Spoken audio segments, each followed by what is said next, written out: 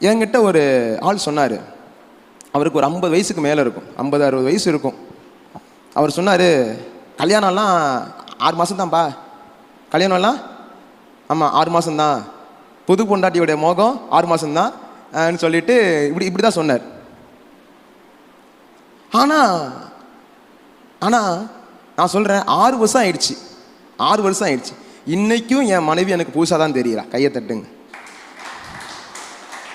இன்னைக்கும் நான் என் மனைவிக்கு புதிதாய் தெரிகிறேன். ஏன்னா நேற்று பார்த்த மாதிரி இன்னைக்கு நீ இல்லையே நான் சொல்லுவேன். ஏன்னா ஒவ்வொரு நாளும் கிருபை புதிதாகிக்கிட்டே இருக்கு. ஒவ்வொரு நாளும் தேவனுடைய அன்பை ருசிக்க.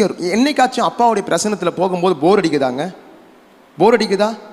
ஒரே பாட்டை தானே அருன்னு அறுக்கிறோம். அல்லேலூயா அல்லேலூயா அல்லேலூயா 100 வருஷமாக தானே பாடுறோம். ஆனால் ஒவ்வொரு வாட்டியும் பாடும்போது பிரசனம் நமக்கு தகட்டுதா? இது உண்மைனா தேவன் படைச்ச உறவும் அப்படியே. எத்தனை வருடங்கள் ஆனாலும் கணவன் மனைவி உறவு ஒரு நாளும் தகட்டவே தகட்டாது. இதுதான் ரகசியம். இப்ப உள்ள வந்துட்டேன், அப்படியே உள்ள வரேன். தேவனுடைய பிரசனம் எல்லா இடத்துலையும் இருக்கு. தேவனுடைய பிரசனம் எல்லா இடத்துலையும் இருக்கு. அப்பா சொன்னாரு, கணவன் மனைவி உறவுங்கிறது is not a physical things. அது ஒரு ஆமாம், அது ஒரு மெட்டீரியல் கிடையாது. அது ஒரு ஸ்பிரிச்சுவல். அது ஒரு ஆவிக்குரிய ஒரு ஆவிக்குரிய ரீதியில் அணுக வேண்டிய ஒன்றுன்னு. ஆவிக்குரிய ரீதியில் அணுக வேண்டிய அது ஒரு ஸ்பிரிச்சுவல் லைஃப். இப்போ எப்படி நம்ம தேவனோடு இருக்கிறத ஒரு ஸ்பிரிச்சுவல் சொல்கிறோமோ, அதே போல் கணவன் மனைவி உறவே ஸ்பிரிச்சுவலாம். நீ இதை ஸ்பிரிச்சுவலாக பாருனர். எப்படின்னா 1 கொரிந்தியரில் பார்க்குறோம், வேசியோடு இசைந்து இருக்கிறவன் அவன் என்ன வரனா ஒரே சரீரமாய் மாறுகிறான். அதுபோல கர்த்தரோடு இசைந்து இருக்கிறவன் ஒரு ஆவியாய் மாறுகிறான். அப்பா சொன்னாரு, என்ன சொன்னா தெரியுமா?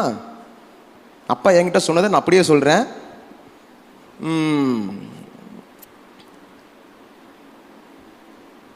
உன்னுடைய பெட்ரூம்குள்ள கணவன் மனைவி அண்டர்ஸ்டாண்டிங் எந்த அளவுக்கு இருக்கோ அந்த அளவுக்கு தான் உன்னுடைய தேவனோடு இசைந்திருக்கிற உறவும் அந்த அளவுக்கு தான் இருக்கும். இப்போ எப்படின்னா, நீ தேவனோடு எந்த அளவுக்கு உறவுல இருக்குங்கிறத நீ புரிஞ்சுக்கணுமா? நீ மனைவியோடு எந்த அளவுக்கு உறவுல இருக்குங்கிறத பார். புரியலங்க? கணவன் மனைவிக்குள்ள இருக்கிற உறவுல இருக்கிற அந்த பிளஷர், அந்த ஜாய், அந்த அண்டர்ஸ்டாண்டிங், இதுதான் நீங்க தேவனோடு இசைந்து இருக்கும் பொழுது இதுதான் உங்களுக்கு அளவுகோலா இருக்கு. நீங்க இந்த இடத்துல நீங்க புரிதல் இல்லாம இருந்தா நீங்க அங்க போகும்போதும் இதே லெவல் ஆஃப் மைண்ட் செட்டோட தான் போவீங்க. நான் எங்கள் அப்பா கிட்ட ஆரம்ப நாட்களில் ஆமாம் பிரச்சனை, ஏதாச்சும் மினிஸ்ட்ரி இருக்கும், ஏதாச்சும் ஒரு இது இருக்கும்னா, ஏதோ கணவன் எனக்கும் என் ஒய்ஃபுக்குள்ளே சண்டை வந்துருச்சுன்னா நான் ஆண்டவர்கிட்ட போனால் ஆண்டவர் என்ன சொல்லுவா தெரியுமா?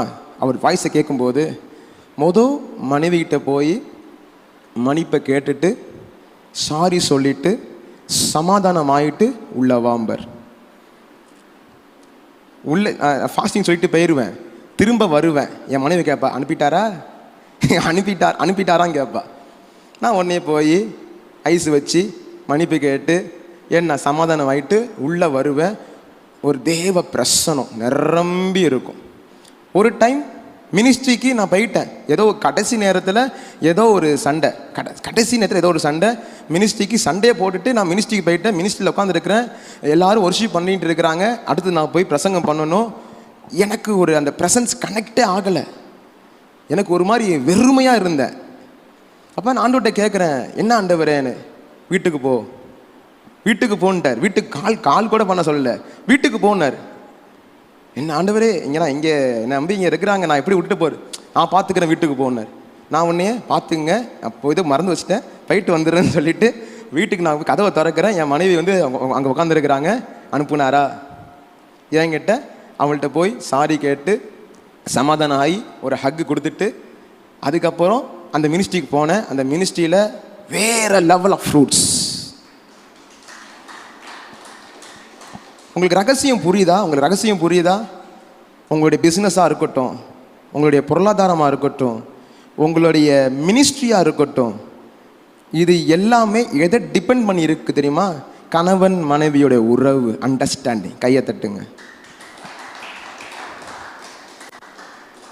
இது இந்த ஏன்னா இது எப்படிறான்னு பார்த்தா ஆண்டவர் சொல்றாரு, உன் தாயும் தகப்பனையும் கனம் பண்ணு, அப்பொழுது உன் ஆயுசு நாட்கள் பெருகும்.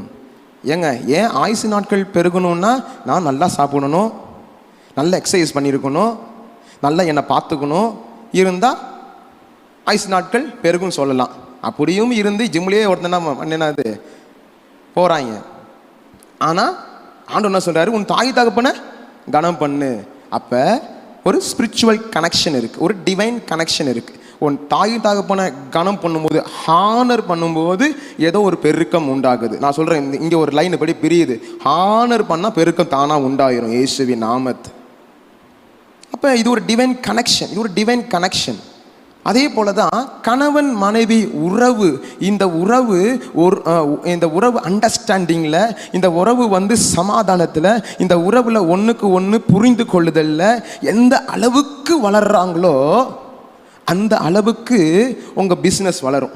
இன்னும் சொல்ல போனால் இதில் நீங்கள் எந்த அளவுக்கு இந்த அண்டர்ஸ்டாண்டிங்கில் நீங்கள் வளர்றீங்களோ அந்த அளவுக்கு தேவன் உங்களுடைய பிஸ்னஸில், உங்களுடைய பொருளாதாரத்தில், உங்களுடைய மினிஸ்ட்ரியில் செயல்பட முடியும். ஆமென். உள்ள தேவையானது அண்டர்ஸ்டாண்டிங். ஹஸ்பண்ட் அண்ட் ஒய்ஃபுக்குள்ள தேவையானது அண்டர்ஸ்டாண்டிங். ஏன்னா யோவான் 15 பார்க்குறோம், செடியோடு கொடி இணையா விட்டால் கனி இருக்காது.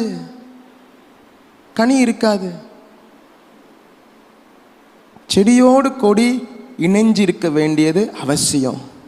நம்மளுடைய வாழ்க்கை, நம்மளுடைய மினிஸ்ட்ரி, நம்மளுடைய பிஸ்னஸ், நம்ம செய்கிற காரியங்கள் கனி தரணும்னா நம்ம அங்கே போய் நோண்ட தேவையில்லை. நம்ம எங்கே வரணும்னா கணவன் மனைவி உறவில் நம்ம எந்த அளவுக்கு சார்ந்து இருக்கிறோம், எந்த அளவுக்கு அந்த கொடியும் செடியும் பிணைந்து இருக்கும், நம்ம இதை சரி பண்ணால் போதும்.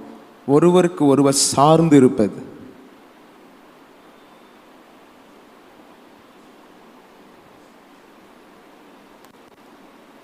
கனி தானா வரும். கனி அது ஃபைனல் ப்ராடக்ட். நம்ம இந்த உறவுகள்லாம் கரெக்டாக இருக்கும்போது தானாக வரும். இப்போ என்ன ஆயிடுச்சுன்னா, ஸ்பிரிச்சுவல் கனெக்ஷன்ஸ் சில இடங்களில் டிஸ்கனெக்ட் ஆகிருக்கு. ஸ்பிரிச்சுவல் ஒயர் எப்படி ஒரு எலக்ட்ரீஷியன் அவர் பில்டிங்குள்ளே ஆமாம் இந்த லைட்டெல்லாம் எரியணும், இந்த ஃபேன்லாம் ஓடணும்னா அதுக்கு தேவையான ஒயர் கனெக்ஷன் ரொம்ப முக்கியம். எங்கேயுமே டிஸ்கனெக்ட் ஆகிடக்கூடாது, எல்லாம் கனெக்டாக இருக்கணும். சுவிட்சை போடும்போது அப்போ தான் பவர் சப்ளை ஜென்ரேட்டர் ஆகி எல்லாம் அந்த ஒயர் மூலியம் இந்த லைட்டை எரிய வைக்கும். இப்போ நம்மகிட்ட லைட் இருக்குது, கரண்ட் இருக்குது, தீர்க்க தரிசனம் இருக்குது, சுவிட்ச் இருக்குது, விசுவாசம் இருக்குது. ஆனால் என்ன இல்லை, ஒயர் இல்லை, கனெக்ஷன் இல்லை, அங்கங்கே விட்டு கிடக்குது.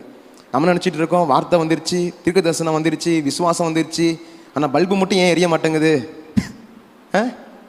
ஏன் மேனிஃபெஸ்ட் மட்டும் ஆக மாட்டேங்குது? நான் சொல்கிறேன், இன்னைக்கு இந்த 4th டைமென்ஷன் ஆஃப் லவ் உங்களுடைய ஒயரில், உங்களுடைய ஸ்பிரிச்சுவல் லைஃப்பில், உங்கள் கணவன் மனைவி உறவுகளில் எங்கெங்கெல்லாம் டிஸ்கனெக்ட் ஆகிருக்கோ இன்னைக்கு அந்த அன்பு எல்லாத்தையும் இன்னைக்கு ஒன்று சேர்க்குது இயேசுவின் நாமத்தில். எல்லாம் இன்னைக்கு டிஸ்கனெக்ட், எல்லாம் கனெக்ட் ஆகுது இயேசுவின் நாமத்தில். கல்யாணம் இத்தனை வருஷம் புரிஞ்சிக்கொள்ளாத ஒரு அண்டர்ஸ்டாண்டிங், நான் சொல்கிறேன் இப்போ இந்த 4th டைமென்ஷன் ஆஃப் லவ் ஒரு பெரிய அண்டர்ஸ்டாண்டிங் இன்னைக்கு உங்களுக்கு கொடுக்கும் இயேசுவின் நாமத்தில். தானாக நடக்கும். எப்படி அந்த கெமிக்கல் லேப்லெல்லாம் பார்ப்போம், வெள்ளை கலரில் ஒரு ஆசிட் இருக்கும், அதில் இன்னொரு வெள்ளை கலரில் இருக்கிற ஒரு ஆசிடை வந்து ஒரு சொட்டு விழுந்தால் அது அப்படியே பிங்காக மாறிடும், ஒரு பிங்காக மாறிடும். அதை அப்படியே நான் பார்க்குறேன். Chemical reaction. கணவன் மனைவி உறவுக்குள்ள இந்த 4th டைமென்ஷன் ஆஃப் லவ் ஒரு கெமிக்கல் ரியாக்ட் பண்ணுது இயேசுவின் நாமத்தில். ஒரு கெமிக்கல் ரியாக்ஷன், ஒரு கெமிக்கல் ரியாக்ஷன், ஒரு கெமிக்கல் ரியாக்ஷன் நடக்குது இன்னைக்கு. ஒரு கெமிக்கல் ரியாக்ஷன் நடக்குது. இந்த லவ் அட்மாஸ்பியரில் இருக்கிற உங்களை பார்த்து தான் அப்பா சொல்கிறாரு, ஆமாம், இது வரைக்கும் பார்க்காத அளவுக்கு உங்கள் புருஷர்களை இனி நீங்கள் பார்க்க ஆரம்பிப்பீங்க. இது வரைக்கும் பார்க்காத அளவுக்கு உங்கள் மனைவியை இனி நீங்கள் பார்க்க ஆரம்பிப்பீங்க. ஏன்னா அந்த 4th டைமென்ஷன் ஆஃப் லவ் உங்களுடைய லைஃப்பில் வேலை செய்ய ஆரம்பிக்குது. அப்படியே லீக் ஆகி உள்ள டைமென்ஷன், அந்த அட்மாஸ்பியருக்குள்ளே நீங்கள் சோக் ஆகிட்டு இருக்கீங்க. இயேசுவின் நாமத்தில் அப்படியே நிரப்பப்பட்டு கொண்டு இருக்கீங்க. In Jesus' name.